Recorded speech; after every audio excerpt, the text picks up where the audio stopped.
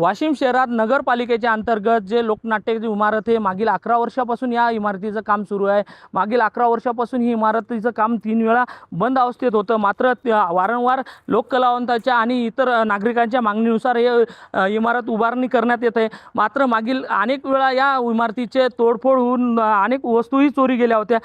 आता या वेळी जर बघितलं तर नगरपालिकेच्या निवडणुकीच्या दरम्यान जे दिवाळी होती त्यावेळेस ही इमारत पूर्णतः तयार झाली आहे आणि या इमारतीचं उद्घाटन होणार होतं, मात्र नगरपालिकेच्या आचारसंहितेमुळे ही इमारतीचं उद्घाटन रखडलं गेल्याचं सांगण्यात येतं आहे। विशेष म्हणजे आता 4 महिने उलटले आहे तरी भी ही इमारत अजून सुरुवात झाली नाही। त्यामुळे आता लोकनाट्य कधी सुरू होईल आणि कधी या ठिकाणची उद्घाटन होतील यासाठी लोककलावंतांचा अनेक वेळा आणि नागरिकांचीही मागणी होत आहे। कॅमेरामन सचिन राणेसह विठ्ठल देशमुख, TV9 मराठी, वाशिम।